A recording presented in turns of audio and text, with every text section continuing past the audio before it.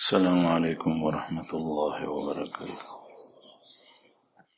الحمد لله نحمده ونستعينه ونستغفره ونؤمن به ونتوكل عليه ونعوذ بالله من شرور أنفسنا ومن سيئات أعمالنا من يهده الله فلا مضل له ومن يضلله فلا هادي له ونشهد أن لا إله إلا الله وحده لا شريك له ونشهد أن سيدنا ومولانا محمدا عبده ورسوله أما بعد فأعوذ بالله من الشيطان الرجيم بسم الله الرحمن الرحيم قد أفلح من تزكى وذكر اسم ربه فصلى بل تؤثرون الحياة الدنيا والآخرة خير وأبقى إن هذا لفي الصحف الأولى صحف إبراهيم وموسى صدق الله العظيم وصدق رسوله النبي الكريم ونحن على ذلك من الشاهدين والشاكرين والحمد لله رب العالمين.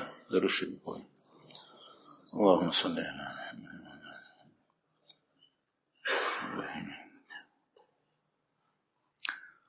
عزتمن مسلمانانو ورونو، کوم آیات چې د قرآن پاک ما ولوستل د سورة الاعلى رستی آیات دي او رستی سپاره د قرآن کریم 10 په دې آیاتونو کې زمونږ مهربان رب الله جل جلاله انسانانو ته د هغوی کامیابی بیان کړې ده او کامیابی د حصول لپاره چې څه کول دي هغه لارې بیان کړي او د کامیابی په لار کې چې څومره حائل او مانع رکاوټونه دي خرندان دي هغه بیان کړي دي او څلورم کومه کامیابی هغه حقیقی کامیابی ده هغه بیان شوی. کامیاب انسان څوک دی دغه حقیقت الله جل شانه واضح کړی دی. کامیابی یو ټکی دی د پسې شاته یو حقیقت دی د دې ضد دی ناکامی. دا سړی ناکام شو دا سړی کامیاب شو. هر انسان فطری طور سره کاغذوان دی که بوډا دی که نارینه دی که زنانه ده که لوی دی که وړوکی دی که ادنا دی که اعلی دی که فقیر دی او که غنی دی او که میا دی که مولا دی او که د هر خاندان او د هر قوم سره تعلق دی هغه کامیابی غواړي. هر کس غواړي. ناکامی هیڅ څوک ځان لپاره نه برداشت کوي. بیا دومره عظیم مقصد چې هر یو کس دغه شی غواړي دا څومره اهم دی او الله جل جلاله ذکر کړی دی موږ ته څومره لویه مهرباني ده الله پاک. بیا د هغې لارې ښوولې دي چې دا کامیابی به څنګه حاصلې. بیا د هغې رکاوټونه او موانع خرندان ښوولې دي چې دا لرې شي نو بیا به کامیابي راځي. او بیا حقیقي کامیابی هغه څه ده ځکه چې انسان فطرت دا دی چې د پشکور کې سړه روټۍ هم وي او توده او ګرم هم وي نو دی ګرم او توده خوښوي او سړي ته نه ګوري. او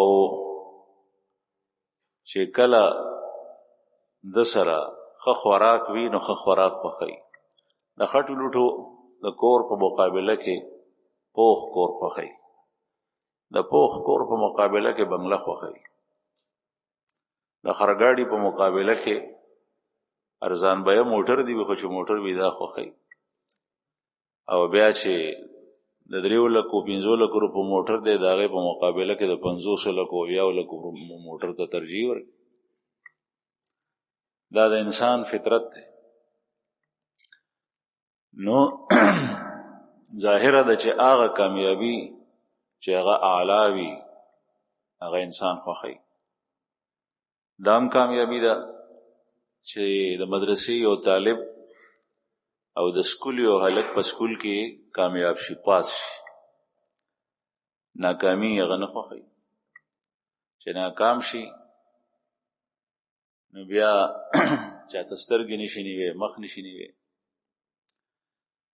دا هم کامیابی ده چې سړی سرمایه په یو کاروبار کې ولګوي او په هغې باندې ډېره ګټه راشي، او چې کله یې سرمایه لګولې وي او په هغې کې تاواني شي نو دا ناکامي ده.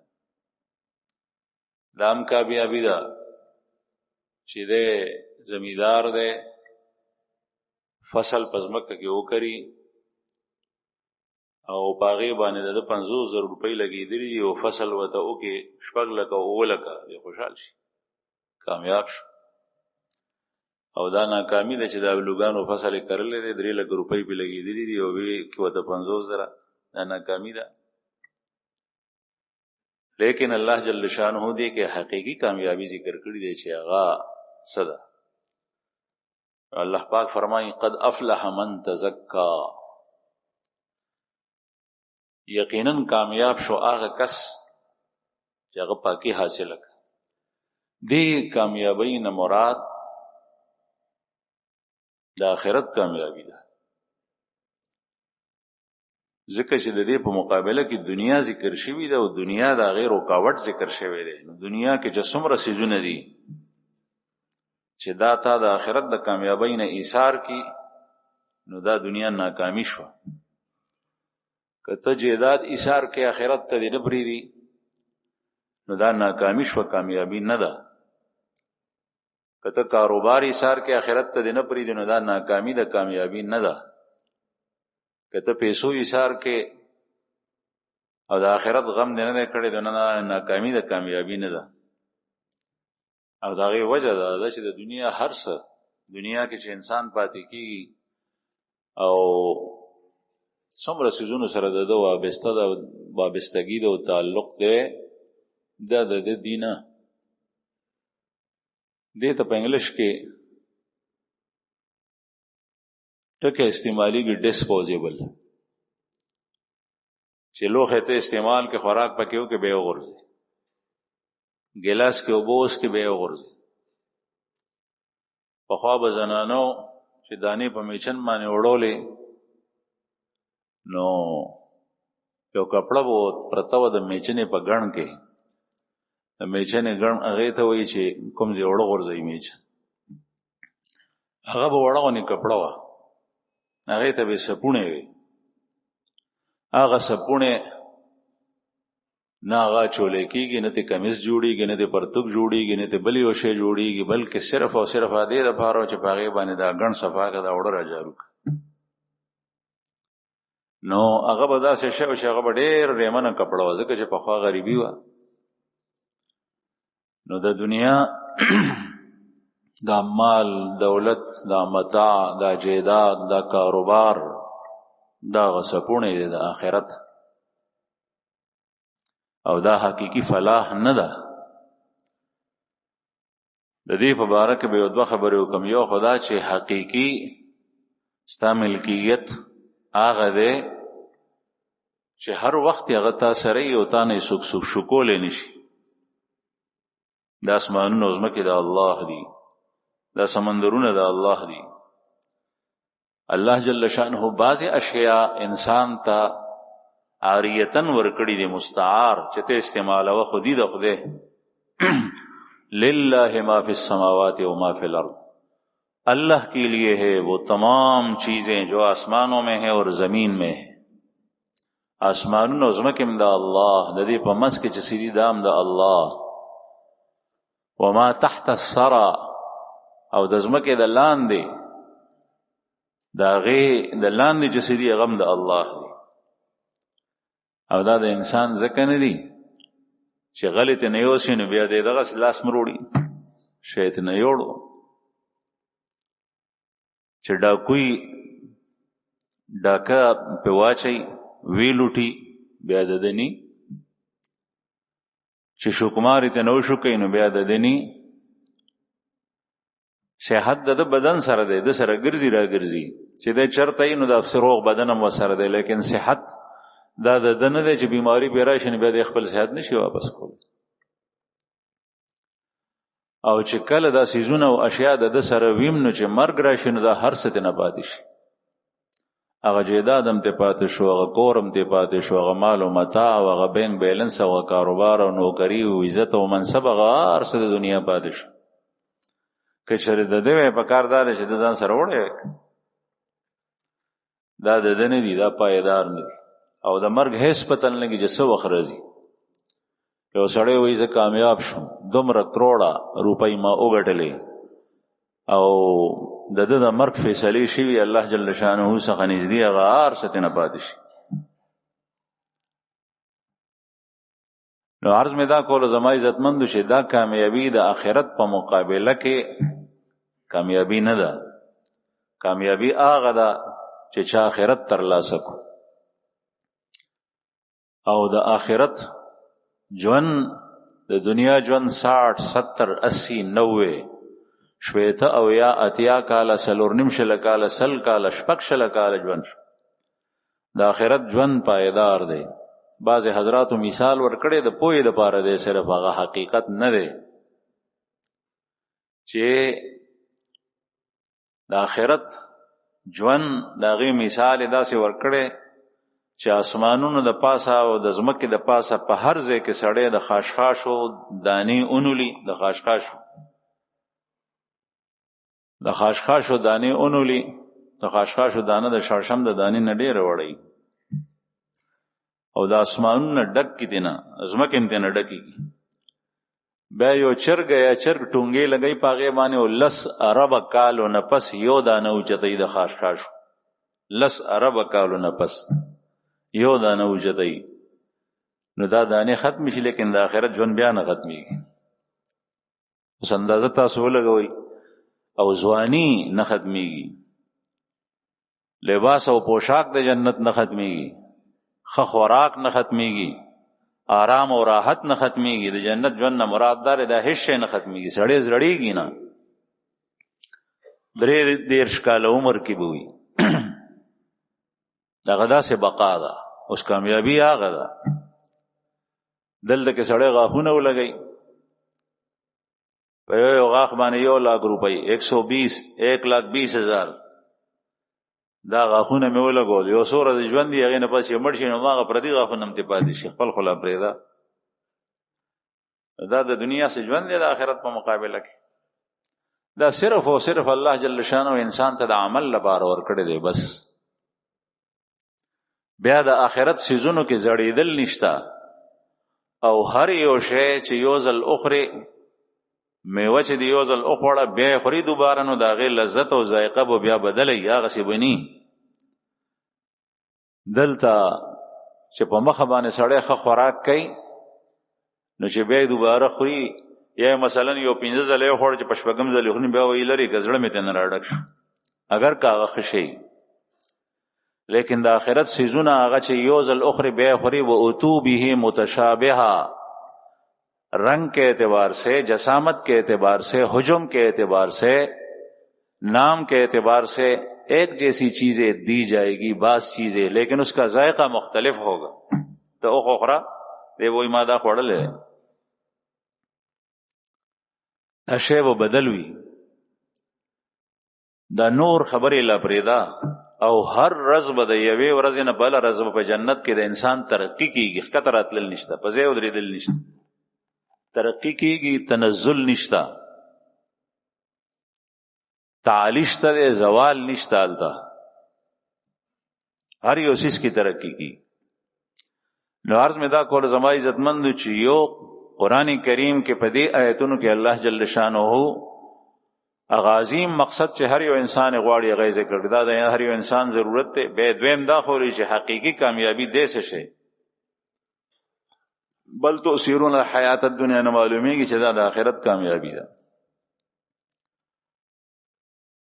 درهم د کامیابی د حصول لارې الله جل شانه خو ډېرې اسانه هغه سدي قد افلح من تزكى وذكر اسم ربه فصلى. درې سيزونه ذکر کړي، تزكى، ذکر او فصلى.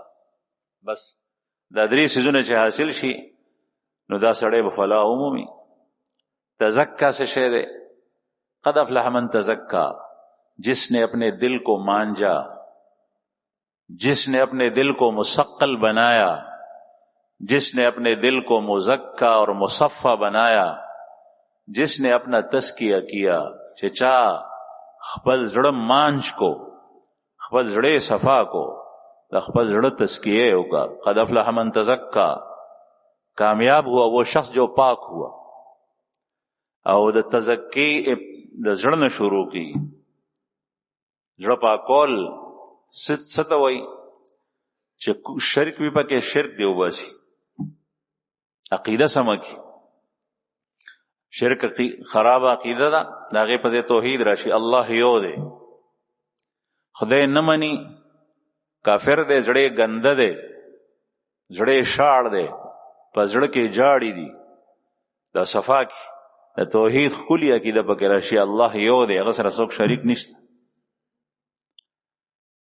او زړه تزکیه هغه څنګه ده چې د رضایلو په ځای پکې خسائل راشي.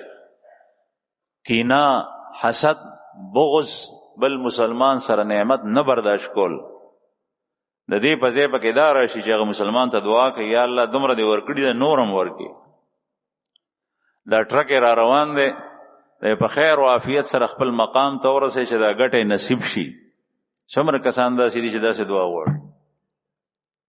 او چې کله انسان د بل مسلمان په خیر کې لګیای، والله فی عون العبد ما کان العبد فی عون اخیه، او کما قال صلی الله علیه وسلم، الله جل شانه د په مدد کې لګیای چې ترسو پورې دا انسان د بل مدد کې لګیای، د بل خیر غواړي.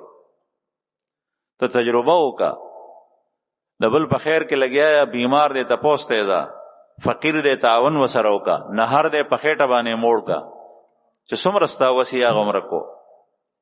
ته د الله جل شانه د رضا د پاره وګرځو ګور چې الله جل شانه تابع بل ته پریدي نه، هغه بستا غیبی بندوبست کی. داسې طریقو سره به درکې چې د بل باسباب او وسایل او لارې وي او خوشحالي بستا په جوړیږي. تزکیه دا ده چې په زړه کې کینه، حسد، بغض ني. تزکیه دا ده چې په زړه کې حرص او لالچ ني. رسول الله صلی الله علیه وسلم فرمایي چې فطری طور سره انسان داسې دی که چریغه ته یو خور ډک چا د مال ورکو نه دی بوي چې یو داسې بل وي، او چې بیا بل وي نو دی بوي چې یو دریم وي. او څومره چې انسان زړیږي نو دومره دغه حرص ځوانیږي، حرص قوي کیږي، مضبوطیږي. چې دا حرص ختم شي، د دې په ځای پکې قناعت راشي.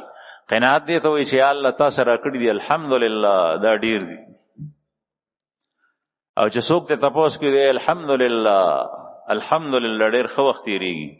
ابراهیم علیه السلام د هغه خزه په باره کې خپل زوی ته نصیحت پرې خو اسماعیل علیه السلام ته چې کومه خزه ناشکر وا، وی وخت څنګه تیریږي، وی ډیر سختۍ دي، ځکه چې خو بس غوښه ده او بدی غوښه ده او بدی بل څه نشته دی، د تنګسو ژوند دی، بل قسم خوراک نشته.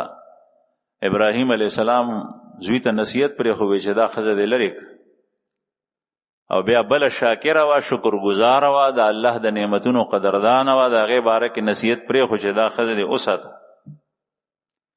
قدردان انسان د الله خوښوي، د رسول الله صلی الله علیه وسلم خوښوي، د انبیاء خوښوي. یو څو کسان رالل پیغمبر علیه الصلاۃ والسلام هغه ته معمولی شی ورکو، هغه په داسې تندې تریو.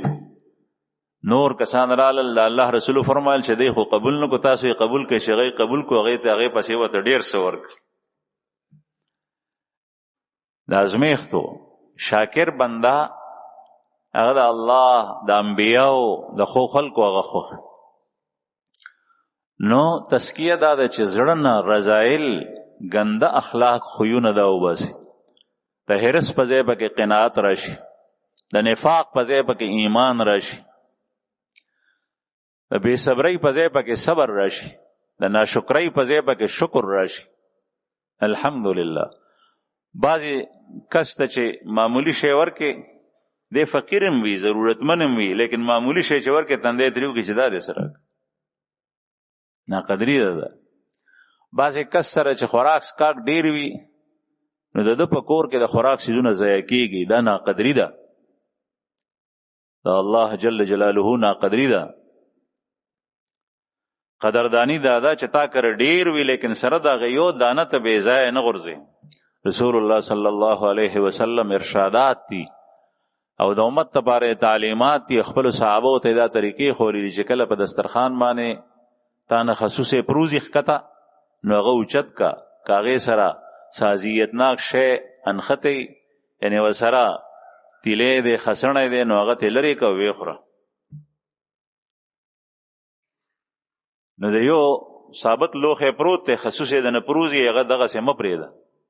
د الله رسول فرمای شیطان ته م پرېده چې شیطان ته چې دا تا پرې خو شیطان پاغه کې تصرف کوي، نو شیطان تا سره په خوراک کې شریک شو او شیطان خو ستا دشمن دی، تا سره چې په خوراک کې شریک شو اوس به د خوراک تا ته خیر نه در رسي.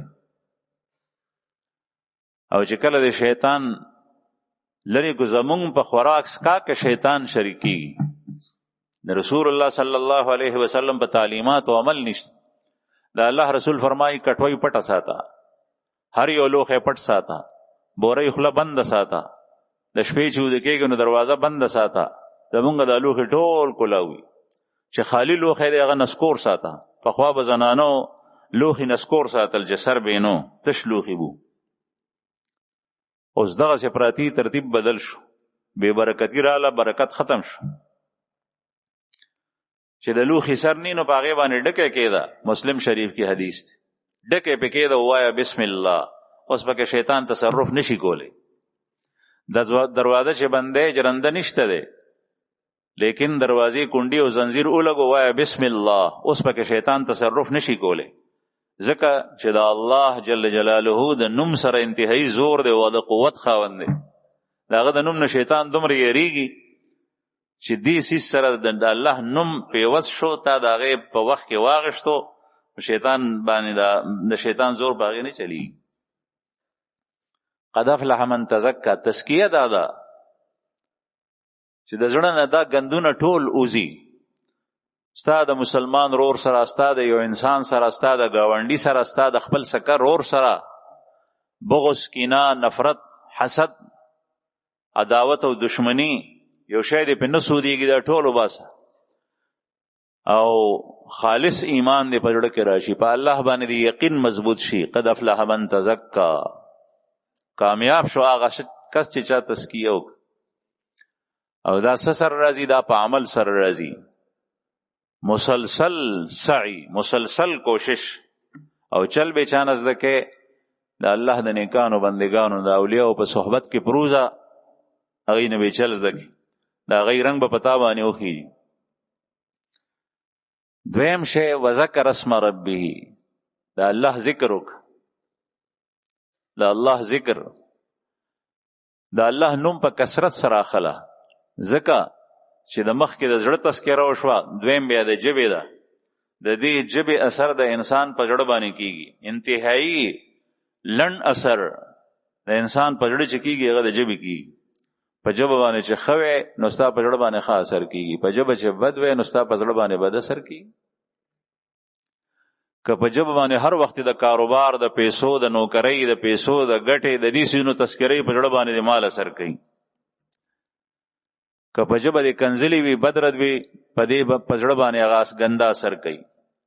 که په ژبه د فسق و فجور وي، زړه د تور شي، تیاره شي، فسق و فجور پکې راځي. که په ژبه باندې د یهودو د نصاراو مدح وي، د کافرو مدح وي، د الله د دشمنانو په زړه کې به د نفاق راځي، کفر به راځي، شرک به راځي. چې څنګه تذکره په ژبه باندې کې هغه اثر به په زړه کې کیږي. قرآن کریم کې د بنی اسرائیل مبارک اللہ جل شانہ ذکر کئی فلما زاغوا ازاغ اللہ قلوبهم، جب یہ لوگ ٹیڑے ہو گئے تو ان کے دل بھی ٹیڑے ہو گئے. جب زبان ٹیڑھی ہو جاتی ہے تو دل بھی ٹیڑھا ہو جاتا ہے. چې جبه غلط الفاظ وای په زړه باندې غلط اثر کوي. نو یو زړه دی، عقیده سمول پکار دی، اخلاق سم صفا، دا کامیابی حاصلېږي. دویمه لار جبه شوه، په جبه باندې د الله نوم چې څومره په کثرت سره اخلې دومره په زړه باندې اثر کوي.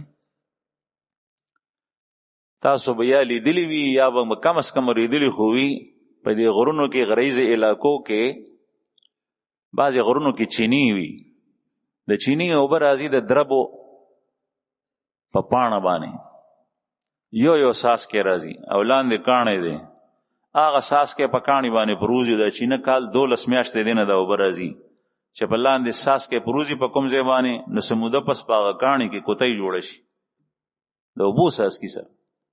دا نه پلک ته نه سټک ته نه برمه ده نه میخ ته نه بل یو شی دی، اوبه دي.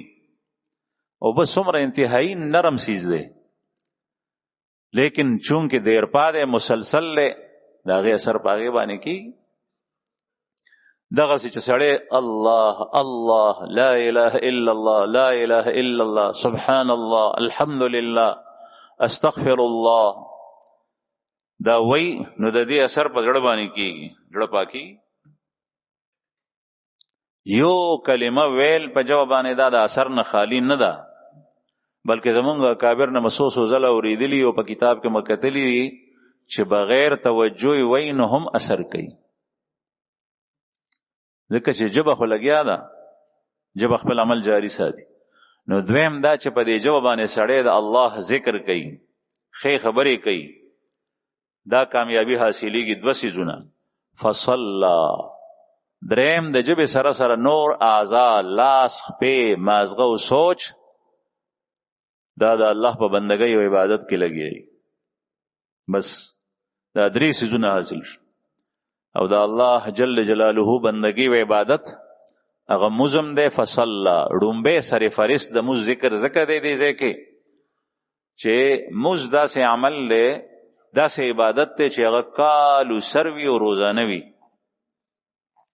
روزه دا نو کال 12 میاشتو کې صرف یو میاشت د رمضان. زکات ته نو په کال کې صرف یو ځل ورکول کی. حج دې نو په ټول عمر کې یو ځل له دا د اسلام غټ ستنې دي. موز دې نو موز روزانه دې هر وخت دې او په هغه په بعضې صورت کې په مالدار او دې بعضې عبادات او په فقیر باندې نشته لکه حج او زکات. او موز چې کوم دی نو په مالدارم دی، په فقیرم دی، په نارینم دی، په زنانم دی، په لویم دی، په وړوکیم دی چې بالغ شوی، په بیمارم دی او په روغم دی، رنځور دواړو باندې دی. بیمار چې ودرېدی نشي په ناستې به کوي موس پشته،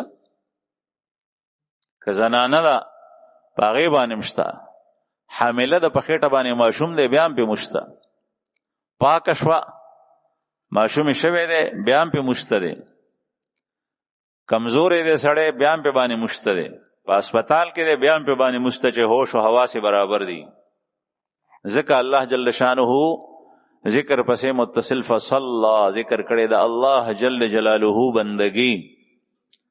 او د الله بندگی څه ته وایي؟ الله جل شانه سره هر څه شته، تا نه هغه نور څه نه غواړي لیکن تا نه عجز غواړي، هغه سره عجز نشته دی، د هغه سره عجز ښایېږي نه، عاجزي غواړي. او چې کله سړی متبري او تکبر کوي دا د خدای نه دی خوښ. حدیث مبارک کې راځي رسول الله صلی الله علیه وسلم فرمایي لا يدخل الجنة من كان في قلبه مثقال حبة من خردل من كبر. د شړشمو د دانې برابر چې چا کې تکبر وي نو دی به جنت ته نه داخلېږي، او کما قال علیه الصلاة والسلام. ځکه چې هغه خو لوی ذات دی، لوی خو هغه سره شته، هغه تا نه دا نه غواړي چې ته په لاره ارت بیرت روانې، ته په ناستې کې ځان ته ممتاز ځای جوړ کې غواړې، ستا لباس او پوشاک داسې وي لکه د متکبرینو، هغه تا نه عاجزي غواړي. هلته عاجزي نشته، هلته مسکنت نشته، هلته تواضع نشته، کبریایي د الله جل شانه سره خاص، عاجزي او تواضع هغه تا نه غواړي. نو بندگی دی ته وایي هلته غلامي نشته، هغه تا نه غلامي غواړي چې ته د الله غلام جوړ شي، د الله بنده جوړ شي. دا الله جل شانه بندگان مونږ هم یو، لیکن زمونږ بندګۍ آیا هغه سیده چې څنګه الله جل شانه زمونږ نه مطالبه کوي، دا سوچ کول پکار دی. یو لطیفه مې ذهن ته راغله، بعضې داسې وي چې هغه وایي چې زه غلام یم د الله، لیکن چې څه کول غواړي هغه نه کوي. یو خان هغه نوکر ساتلی و، د هغې خان نه ښځه وه، نه لور وه، نه زوی و، هېڅ څوک هم په کور کې نه و. د خدمت دپاره نوکر ساتلی و. نو د ژمي شپه وه، نوکر هم کټ کې پروت دی په کوټه کې، او خان هم پروت دی. خان ورته وایي چې هلکه بهر باران شته او که نه؟ نو دا نوکر ورته وایي چې او شته. هغه ورته وایي چې ته خو بهر وتی نه، بهر تلی نه، تا ته څنګه پته ولګي؟ وایي صاحب پیشو د بهر نه راله او زما کټ سره لاندې تېرېده، نو ما په شا باندې د هغې لاس ووهلو، شی لونده وه، نو ما وایي چې باران شته. بیا ورته خان وایي چې داسې وکړه چې دا بلف مړ که، بتي مړه که. وی خان ولې؟ وی ما ته خوب نه راځي په رڼا کې. دی ورته وایي چې داسې وکړه چې دا بړستن په ځان راکاږه چې تیاري شي، نو خپله بلف مړ کولو ته نه پاسي، راټین دی یا بلف دی. بیا ورته خان وایي چې داسې وکړه، داسې خو وکړه چې دا ور خو بند کړه که نه، ساړه راځي. او ته وایي خان ته هم سړی په ارام نه پرېږدي، دا ټول کارونه مه وکړه، یو کار ته وکړه. زمونږ بندګي غلامي دا، لیکن دغسې موږ پابندۍ سره نه شو کولی. عمره کې سیل سپاټي دي، نو عمرې ته تلی شو، وس طاقت مشته. خوراک نمبر چې راشي نو خوراک بیا خوړی شو، او چې کله ښه شی وي زما نفس هم غواړي هغه کار کوو، لیکن چې کوم نه غواړي نو هغه نه. نو بندګي دې ته نه وایي چې د الله جل شانه د غلامۍ نوم اخیستی شي، لیکن سره د هغې چې الله پاک مطالبه وکړي نو بیا نه. بعضې خلک په بندګۍ کې بیا سوالات بحث غلامی کوي، لیکن په هغې کې بحث کوي، خبرې اترې کوي. په دې مې لطیفه یاده شوه، یو کس هغه نوکر ساتلی و، په لاره باندې تلل، خان په اس باندې سور دی او هغه نوکر یې ښکته روان دی. نو د خان نه بټوه پرېوته، نوکر یې ولیده خو اوچته یې نه کړه. خان یو ځای ته تلو، سودا یې اخېسته، چې ویې کتل بټوه نشته. ویې هلکه ما نه خو بټوه چې ته پرېوتې وي؟ صاحب هغه خو فلانکي ځای کې پرېوتې وه، تا لیدلې وه او یې اوچتوله دی ولې نه؟ وایي تا خو ما سره دا نه وکړي چې زما بټوه مو اوچتې. د الله جل جلاله بندگی چې څنګه دی نوم واغشتو چې لا اله الا الله زما معبود زما رب دی الله دی، بیا چې ته څه وایې هغه وکړې. داسې نه ده چې په هغې کې بحث کې سود حرام څنګه شو؟ ځکه چې په سود کې خو ډېرې فایدې دي. فلسطین کې مجاهدین جنګېږي، په مسلمانانو ظلمونه کېږي، لیکن زه کاروبار څنګه زما په سرمایه بنده شوې ده چې تا دا بحث شروع کو بیا کار نه کېږي. د الله جل شانه غلامي هغه سکیږي چې څنګه د الله حکم شي فوراً په باندې عمل وشي. ما عرض کړو مخکې یو ځل چې مدینه منوره کې چې رسول الله صلی الله علیه وسلم مکه کې کوم ژوند تېر کړی په هغې کې شراب حرام شوي نو 14 کاله دور نبوت په مکه مکرمه کې تیر شوی دی، شراب حرام شوي نو. مدینی منورې ته چې رسول الله صلی الله علیه وسلم هجرت وکړو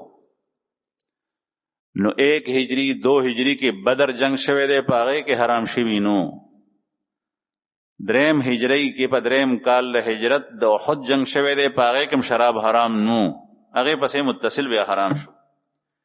انما الخمر والميسر والانصاب والازلام رجس من عمل الشيطان فاجتنبوه لعلكم تفلحون. خمر، شراب، میسر، جواری، ازلام او انصاب دا ټول حرام دي. چې څنګه حکم نازل شو نو شراب د عربو دومره خوښو چې ماشوم به پیدا شو نو پیدا کېدو سره به شراب ورکول. لکه موږ ماشومانو ته ګوټي ورکول نو د هغې ګوټي دا وه. او شراب به په خپله چې کوم ځای باغونه ونو هلته مدینه منوره کې باغونه نو شراب به نه چوړولو. او تجارت د اکثرو تجارت هغه د شرابو. یو ځای نه بل ځای ته به شراب اخیستل اوړل راړل به مټونه به بارو په اوښانو باندې په هغې کې به شراب تلل.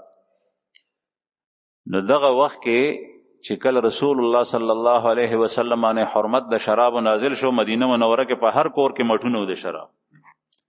د الله رسول فرمایل چې وګرځئ په کوڅو کې اعلان کوي چې شراب حرام شول.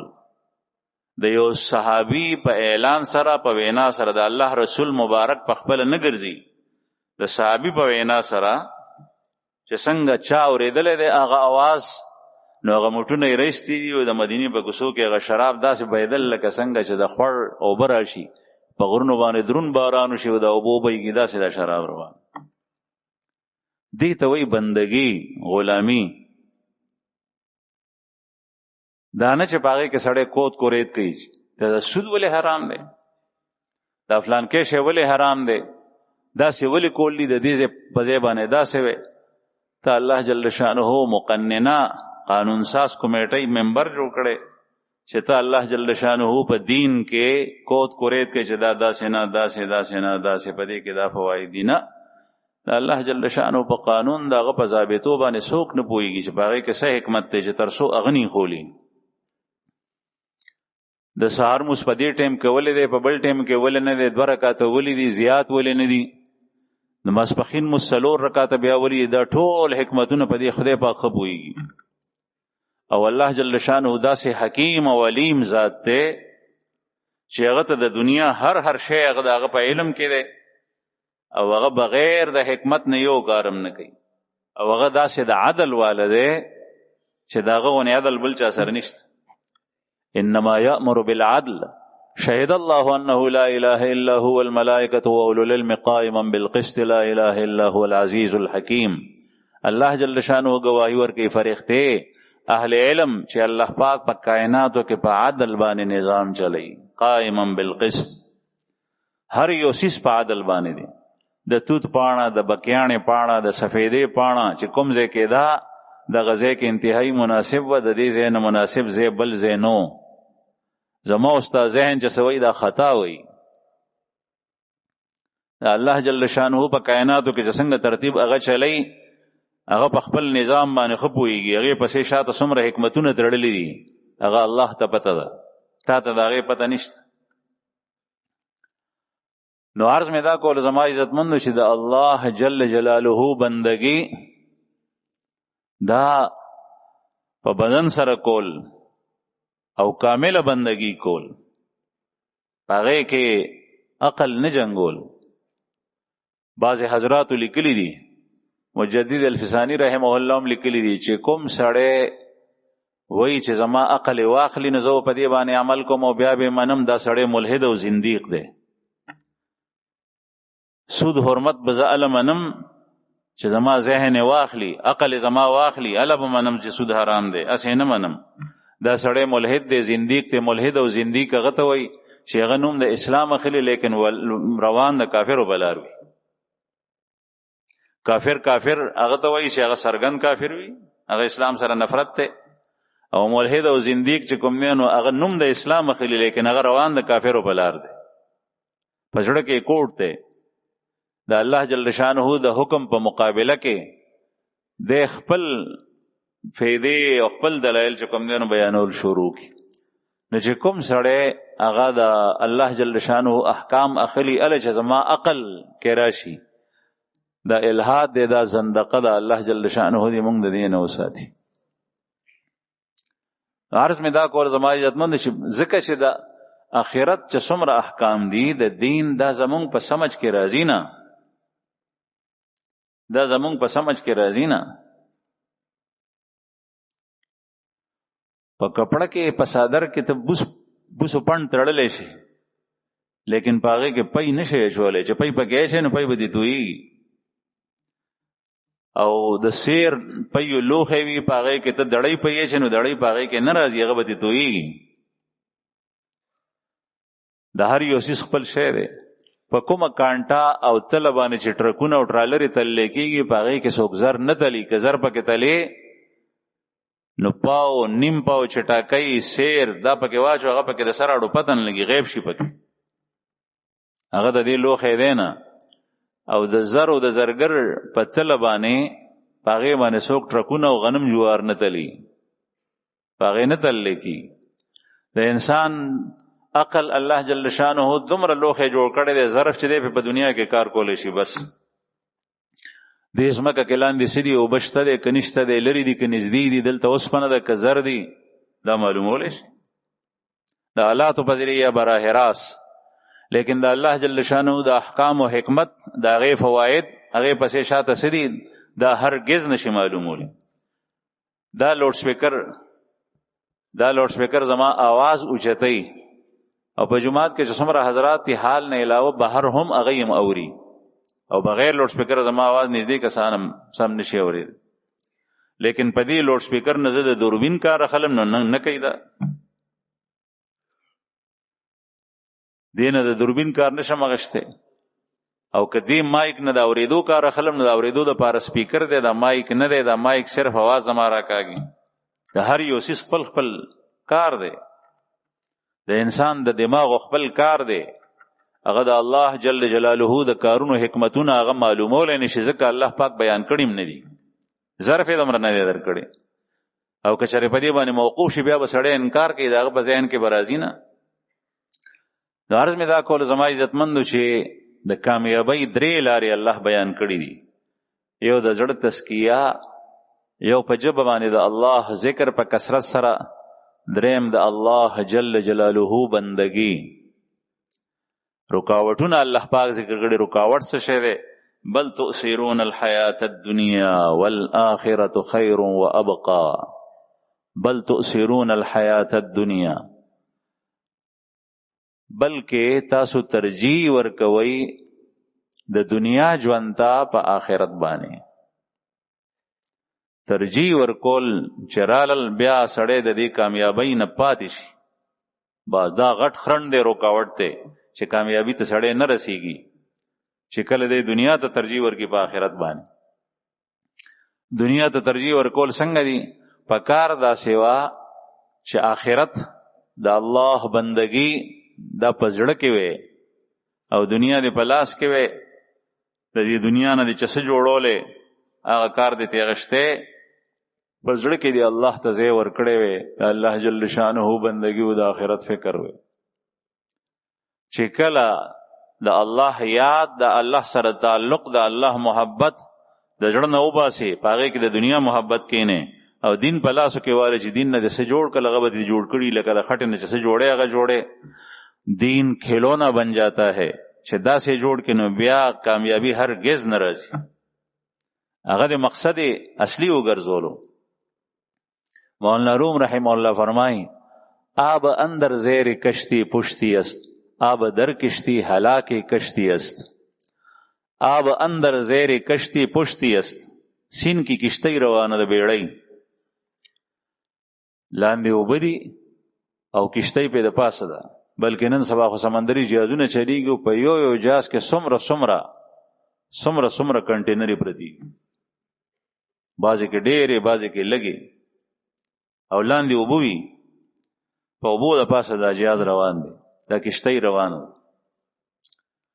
دغه اوبه چې د جهاز د لاندې او جهاز کې دننه نی په کشتی کې دننه نه وي نو دا پشتی ده. جهاز پکې ولاړ دی او چې روان دی سو وخت پس بخپل منزل مقصود ته ورسیږي. آب اندر زیر کشتی پشتی است، چې دا اوبه د کشتی د لاندې وي نه د کشتی د پاره پشتی ده. آب در کشتی هلاک کشتی است، او چې کله دا اوبه د کشتی ته دننه راځي نو کشتی به ډوبه شي، بیا کشتی نه پاتې کیږي، بیا به ډوبېږي. چې کله د دنیا محبت، د مال محبت مقصود یې اصلي هغه ته دنیا وګرځولو د زړه ته رااله او دین بهر پاتې شو، په لاسو کې رسومات دي. خپو کې رسومات ګرځیدل. نماز پڑھتا ہے لیکن شروع سے لے کر آخر تک پتہ ہی نہیں چلا کہ میں نے نماز پڑھی.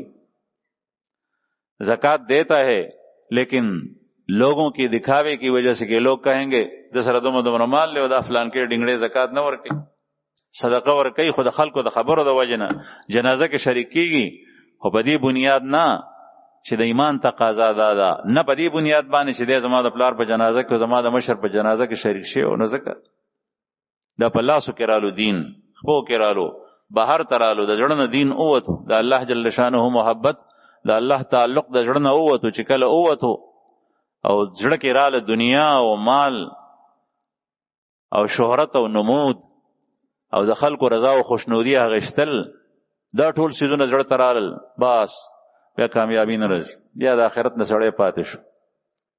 ځکه الله پاک فرمایي دا غټ خرن دی رکاوټ ته، بل تؤثرون الحیات الدنیا، بلکې تاسو ترجیح ورکوي د دنیا ژوند ته، والآخرة خیر وابقا، او حالانکه آخرت ډیر بهتر دی، هغه باقی دی. ترجیحات جدا جدا، نن سبا ترجیحات جدا شي، عمل شاته کیږي کله یو شان وي لیکن ترجیحاتو پورې ده. کچره د مخلوق رضا او خوشنودي اخلي نو الله جل شانه څخه اجر او زین نسی د عمل، او کله الله رضا او خوشنودي اخلي مخلوق هر څه وي الله جل شانه څخه زین او هغه عمل معمولی هغه د پکار راځي په هر ځای کې، په دنیا کې د ساوتو په وخت کې، په قبر کې، په حشر کې، په پولیس صراط باندې تل د میزان څخه الله جل شانه څخه په هر ځای کې هغه پکار راځي، هغه قیمتي دی. بل تؤثرون الحیات الدنیا والآخرة خیر وابقا. ترجیح مثال الله سے دی، لکه مخکې ما دا مثال عرض کړو، یو سړی داغه په ځمکه کې یا داغه په کور کې دوه کویان دي، په یو کوی کې زوی پریوته، په بل کوی کې چرګ پریوته، چرګ هم د زوی هم د دغه وخت کې اوس که چرې دی زوی روباسي نو چرګ مړ کېږي، که چرګ روباسي نو زوی مړ کېږي، د لږ وخت فرق دی. دی په یو وخت کې یو شی رایستی شي هغه بل به ختمېږي، نو دی به اول څه کوي، خامخا به زوی پسې کوزېږي، زوی به روباسي، ځکه چې زوی دی، انسان دی، بیا د زوی دی، دی به چرګ پرېږدي، چرګ دې مړه شي خیر دی، چیلی د هغه دې مړه شي خیر دی. لیکن که چېرې یو سړی هغه چرګې پسې کوزېږي چې چرګ باندې مې پیسې تللي دي، زوی پرېږدي، نو ټول خلک به ملامته کوي او د ده نه به کم عقل بل څوک. د آخرت دپاره سړی دنیا واخلي او د دنیا د وجې نه آخرت پرېږدي، په دا ولګوي، دا همدغسې مثال دی، د دې نه زیات کمزوری شی دی دنیا د آخرت په مقابله کې. او د دې دا مطلب نه دی چې ته دکانداری مکو، کاروبار مکو، زمینداره مکو، ملازمت مکو. هارون رشید بادشاہ د ورځې به 15 سپارې قرآن پاک ختمولو او 200 رکعاته به شوروز کې نفل کول له فرض نه علاوه. بادشاہ پیغمبر نو، صحابی نو، 200 رکعاته نفل به کول. بادشاہ دے نظام د مملکتم ټول چلی او دې کارونه تم ځان وزګار کړي، هغه ته پته وه چې آخرت باقی دی. یو ځل بهلول یو مجذوب لیونه او خبرې به داسې وی چې ډېرې قیمتي وي، هغه یې تپوس ته رالو، هارون رشید بیمارو، ورته وایي چې صاحب څنګه د طبیعت وي؟ بس بیمار یم او آخرت ته تللی. وی آخرت ته تللی؟ بهلول ورته وی چې او بیا به صاحب کله راځي؟ هلته نه راتلل نشته.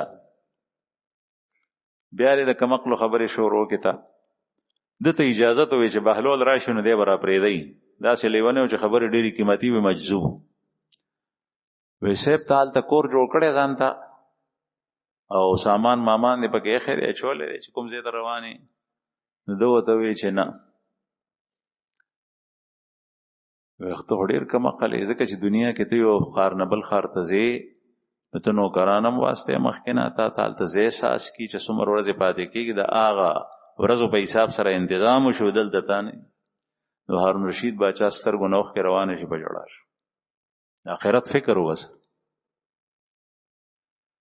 هغه مجذوب خبرې اورېدې ځکه چې هغه حقیقت بیانولو اوس یو روغ سړی ورته دا خبرې وکړو نو ورته زما د مجلس نه پاسه ته ما ته آخرت یادې د دنیا هر څه را باندې ګنډېر کړي د خولې خوند یې راته خراب کړو که څوک نوی کور جوړ کړي او هغه ټایم کې د مرګ خبره وکړي چې دا هر څه پاتې دي په هغې باندې په تندي د هغه ګرونجې راشي ولې دا کور دی په ما نه دی سود حالانکه دا حقیقت دی چې دا هر څه پاتې دي د دې مطلب دغه دی چې ته ګورې خیال کو هسې نه چې دا کور په زړه کې کېنې د دې کور د وجې نه ته د الله د بندګۍ نه پاتې نشي نو اورنګزیب بادشاہ په مغولو کې تیر شوی په هندوستان کې او دا هغه ځای نه تر عراق پورې حکومت اورنګزیب بادشاہ تنخوا د بیت المال نه ناغشته قرآن پاک به لیکلو په قلم چاپخانه نه وه پرنټ نو په هغه زمانه کې هغه قرآن مجید چې به ولیکلو هغه نسخه به ورکه چاته او د هغې شکرانه چې به وصوله که په هغې باندې گزاره کوله په خپل حافظ قرآن و تهجد به نه قضا کېدل لوڼې حافظانې وي قرآن پاک یې په حفظ کړو مونږ دې کارونو ته نه اوزګارېږو ځکه چې دا خو به هغه څوک کوي چې کوم سړی اوزګاري ما تاسو ته به غالبا ویلي چې ساوت افریقې ته مونږ لاړو هلته 2.5% مسلمانان دي په 100 کې 2.5 په 200 کې 15 لیکن هغه کسانو کو کاروباری او غټ تاجران دي لیکن د دین سره تعلق شته الحمدلله او د تاجرانو غټو غټو سوداګرو زامن هغه مدرسه کې سبق وایي مدرسې شته یو زینا د جوهانسبرګ نه مونږ وای ډرایور وته وی هلته په جهاز کې لاړو هغه جهاز د یو طالب او د فاضلو خصوصي جهاز پکې د شپږو کسانو سیټو صرف هغه د یو داسې کسو چې هغه عالم او د مدرسې نه فاضل شوی او پلار یې تاجر لیکن په خپل عالم